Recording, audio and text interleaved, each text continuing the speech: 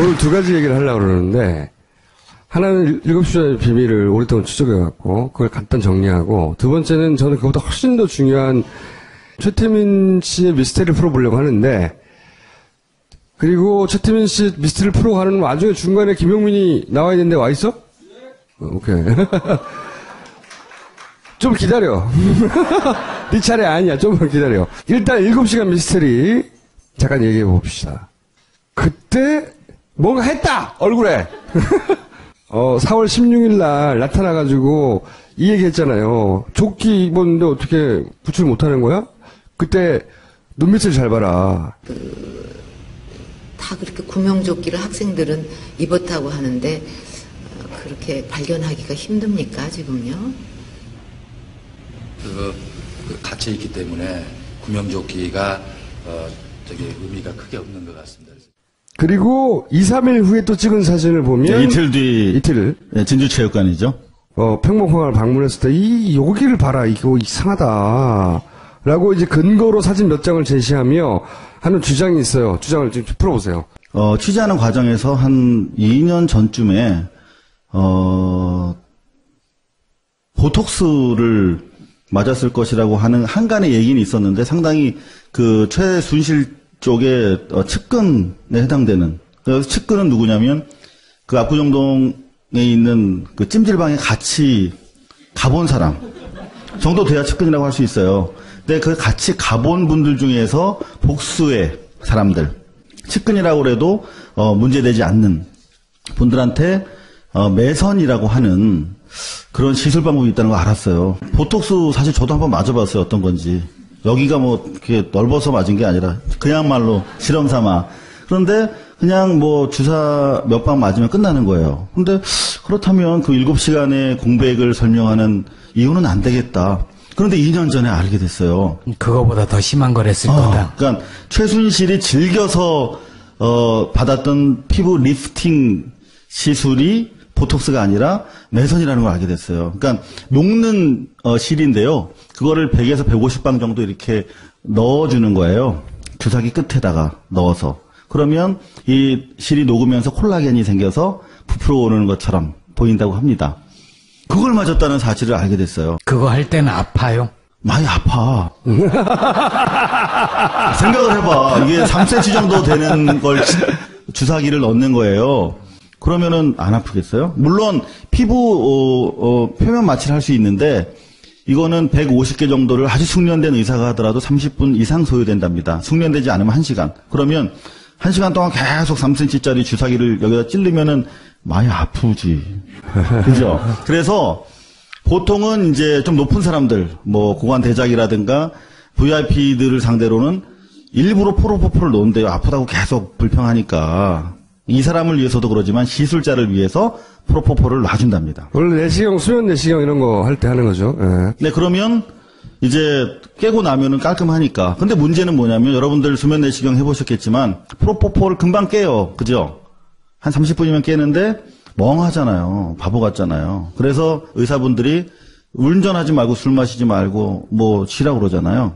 그러니까 회복 시간을 고려했을 때 시술 시간 1시간 전후, 그 다음에 완벽한 회복에 이르는 시간 4-5시간 하면 그 7시간의 공백이 설명이 되는 것 같더라고요. 그래서 그 최순실 씨와 목욕을 같이 한 바 있는 그 측근이라고 해도 문제가 안 될 그분들로부터 최순실이 매선 시술을 받았고 나아가서 대통령이라고 저 친구가 얘기하고 있는 박근혜 씨. 박근혜 씨에게도 자기가 쓰던, 자기가 거래하던 의사를 데려가서 청와대에서 매선 시술을 해줬다라고 하는 진술을 결국 받아냈어요. 근데 그날, 그 시각에. 그렇지. 그날이냐 이거지. 자, 그러면 이제 그날이냐가 중요한데, 자, 개연성은 생긴 거죠. 그죠? 6개월에 한 번 정도 갔다고 하니까 하필 또 그날이 될 확률은 상당히 낮아요. 그런데 이제 180분의 1이잖아. 그러니까요. 그래서 그날일까? 뭐 약간의 이제 그 불확실성이 너무 높으니까. 그런데 제가 쭉 사진을 뽑아서 전문의들을 많이 만나러 다녔어요. 혹시나 해서. 그랬더니 전문의들이 하시는 말씀이 이거는 자기들이 봤을 때는 매선 시술 직후에 전형적인 양상이라는 거예요. 이런 눈, 이거. 네, 보통 뭐 여자분들 많이 붓죠. 특히 얼굴에서 눈 주위가 가장 많이 붓는 자리라고 해요. 그런데 시술을 하지 않고서 오후 5시 15분 시점에 저렇게 자고 일어나는 것처럼 눈이 붓기가 어렵다. 아니, 너무 슬퍼서 울었을 수도 있지 않나요? 그 생각을 못했네요. 그리고 여기 사진 보면 여러분들 박근혜 씨가 옛날 피습당한 상처가 있습니다. 근데 그 상처는 섬유질이기 때문에 붓는 확장 속도가 좀 낮지요. 그래서 위아래로 부어있는 흔적이 보인다라고 진술을 해주셨고, 많은 분들이. 그 다음 심지어 저는 그냥 그림자인 줄 알았는데, 저 좀 가르쳐 주실래요, 저기? 그렇지. 그 부분이, 보통 이틀 지나면 멍이 생긴다고 합니다. 그러니까 당일은 이렇게 우리 매 맞고도 그 다음날 자고 나야 붓고 멍들잖아요. 마찬가지로 하루 지나서 붓기 시작해서 이틀에서 맥시멈이 됐다가 빠진다고 합니다. 바로 그 시점에 찍힌 사진이 아니냐라고 제가 전후관계를 설명하지 않고 이분 매선침 받은 것 같아요? 안 받은 것 같아요? 라고 물어봤을 때 상당히 많은 전문의들께서 이건 상당히 의심스럽다. 가능성이 매우 높다라고 근데 말씀. 4월 15일 날 했을 수도 있잖아. 그 생각을 못했네요. 그냥 개연성이고 그날 그 시각이라고 특정할 만한 다른 결정적 단서가 없는 거죠, 지금. 뭐는 없는 거죠. 그렇죠. 4월 15일일 수도 있고 4월 14일일 수도 있어. 하긴 했는데. 그렇다면 적어도 우린 여기서 출발점은 뭐냐면 7시간 동안 거의 진공 상태로 있었단 말이에요. 대통령이 21번에 걸쳐서 유무선 보고를 받고 지시를 했다고 하는데 하나도 알고 온 게 아니야. YTN 한 컷만 보고 그 자리에 앉아 있었어도 이미 배는 침몰했고 떠 있는 아이들은 없으며 구조는 완전히 실패했다라는 것을 알 텐데 7시간이나 지났으니까요. 네. 아직도 왜 못 찾고 있느냐 아이들을 이런 질문이 나올 수가 없는 거죠. 그리고 박영선 의원의 당시 질문에 따라도 분명히 관사 청와대 영내에 있었고 팩스를 넣었기 때문에 추정하건대 관저에 있었을 가능성이 높다는 거예요. 사무실에 있었으면 팩스 넣을 이유가 없잖아요. 바보입니까? 분명히 답변에 팩스를 넣었다는 답변이 있었기 때문에 이거는 관저에 머무르고 있었다. 근데 팩스를 넣었다는 말 자체가 거짓말일 수도 있죠. 그 생각을 못했네요. 저는 몇 가지 동의하는 부분은 뭐냐면 최순실 씨와 같이 있었을 것이다. 이 부분은 저도 동의하는 게 최순실 씨와 같이 있었을 때 건들지 못했거든요. 아무도. 안봉근 씨만 인터비닝 들어갈 네. 수가 있었어요. 그 자리에. 그런데 둘 사이에만 뭐 여자들끼리가 됐건 뭐 이런 시술이 됐건 혹은 어쨌든 문고리 3행반도 두드릴 수 없었다는 거죠. 그 두 가지 정도. 근데 저는 여기 더해서 뭐 그동안 뭐 굿설도 있고 많았잖아요. 굉장히 사소한 이유일 거라고 생각해요. 사실은. 어처구니 없을 정도로 이게 밝혀질지 모르겠지만 겨우 그거 하느라고 그랬어?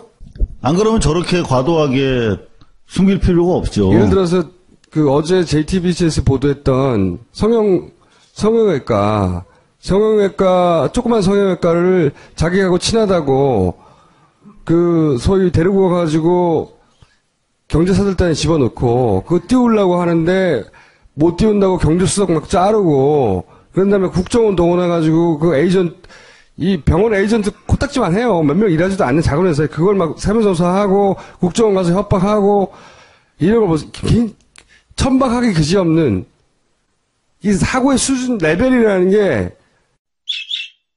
그 얘기 하지 말아요. 표현 그래, 쓰지 그거 말아요. 안 좋다, 야. 동네 그거 안 좋은 건데. 씨발 할 말이 없네. 여기 나왔다, 여기. 알고 보면 어처구니 없을 수준의 별일 아닌 거 하느라고 자기들끼리 시간을 보내다가 아무도 거기다가 대통령이라고 꼬래.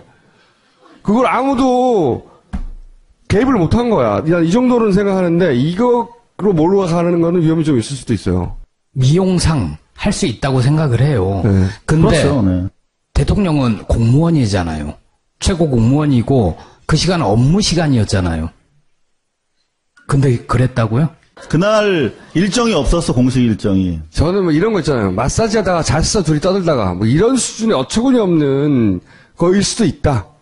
라고 생각하는데, 이 경우 같은 경우에 이제, 반론을 당할 위험은 좀 있어요. 하필이면 15일날 했어. 뭐 이렇게 들고 나온다든지 거꾸로. 그러나 어쨌든 동의하는 부분은 이 정도 수준은 어처구니 없는 것일 것이다.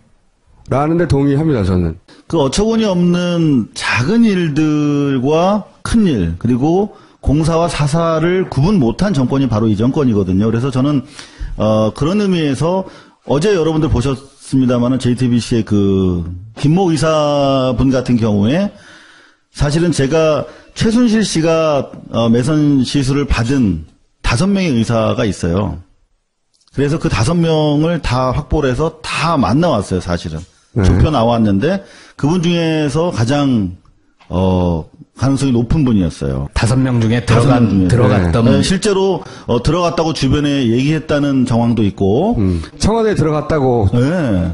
추정하고 있는 5명 후보 중에 이 사람이 가지 않았을까 싶었다 이거죠. 그리고 이분은 매선을 다른 분들은 원래 최순실의 야매를 좋아한다고 하잖아요. 그래서 전문의들이 아닌 경우가 많아요. 이분도 전문의는 아니에요. 외과인데.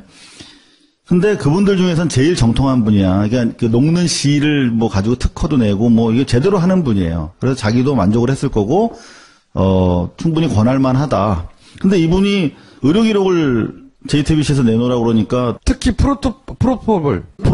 하여튼 그 기록을 다 파쇄했다는 거 아니에요. 그러니까요. 개연성이 좀 높아지기 시작하는 환자 기록은 환자와의 어떤 법리적인 문제 때문에 공개할 수 없다라고 했다는데, 그분이 바로 누구냐면 옛날에 아실 텐데 유명 연예인의 의료 기록을 자의로 깠던 분이에요. 그분이 먼저. 근데 이제 와서 환자 프라이버시 때문에 깔 수 없다고 얘기하는 건 얘기 안 되는 거죠. 그 김모 의사는 지금 어디 갔습니까? 3일 전부터 출근 안 하고 있는데 여하튼 저희가 지금 접촉하고 있는 5명의 의사 중에 하나가 시술했을 것이 대단히 분명하고 그분들 지금 알리바이를 다 캐고 있기 때문에 이 가설 현재로는 의혹입니다만은